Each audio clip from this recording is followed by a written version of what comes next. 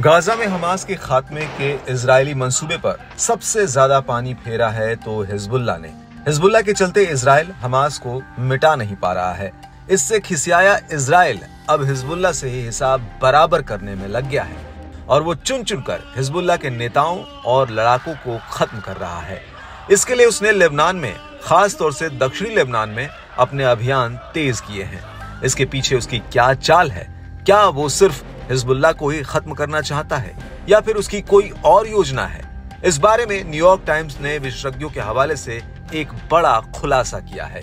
Israeli सेना बार बार दावा करती है कि दक्षिणी लेबनान में उसकी घुसपैठ या उसके अभियान हिजबुल्लाह के खिलाफ सीमित, स्थानीय और टारगेटेड होंगे। लेकिन रिपोर्ट में बताया गया है कि लेबनान के साथ सीमा क्षेत्र में सैनिकों के 5वें डिवीजन की तैनाती की घोषणा से पता चलता है कि इजराइल पूरी तरह से एक सशस्त्र और उन्नत बल के खिलाफ लंबी और कठिन लड़ाई की तैयारी कर रहा है।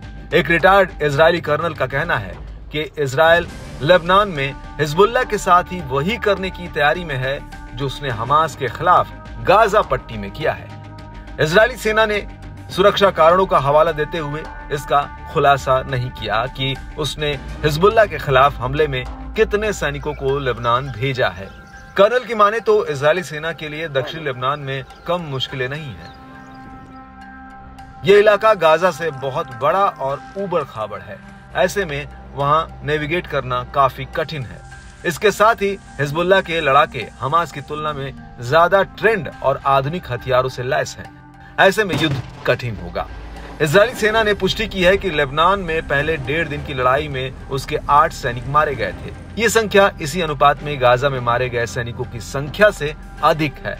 इस मामले में भी इजराइल अपनी जिद पर अड़ा है, जबकि जानकार इसे अपना इतिहास टटोलने की बात कहते हैं। दरअसल इजरायली सेना पहले भी कई बार दक्षिणी लेबनान में घुसने का प्रयास कर चुकी है, लेकिन असफलता ही मिली है। इजराइल के इस फैसले पर इजरायली मीडिया ने भी चेतावनी दी है। इजरायली मीडिया ने लेबनान को सैनिकों के लिए गहरा डूबता हुआ दलदल बताया है, यानी लेबनान में सैनिकों को युद्ध के लिए भेजना खतरे से खाली नहीं है। हालांकि कुछ जानकारों की राय इससे अलग भी है। एक पूर्व राष्ट्रीय सुरक्षा परिषद प्रमुख ने बताया कि 2006 के युद्ध में इजरायली सेना विफल रही और वो तैयार भी नहीं थी। उसे लेबनान से जुड़ी खुफिया जानकारी नहीं थी और युद्ध के लिए उचित योजनाएं भी नहीं थी।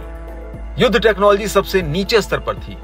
उन्होंने ये भी बताया कि हिजबुल्लाह को लेकर इजराइल का जो प्लान है उसे कम से कम लिटानी नदी तक और उससे 10 किलोमीटर आगे तक खदेड़ने का इस लक्ष्य को पाने में इजराइल को बहुत समय लगेगा।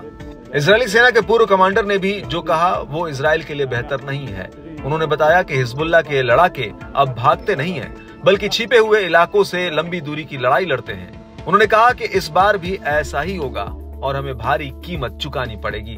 लोग हताहत होंगे, लेकिन युद्ध तो युद्ध है। इजराइल पर जिस तरह से अब तक दबाव पड़ा है, उसके बाद भी वो अपनी जिद पर अड़ा लग रहा है।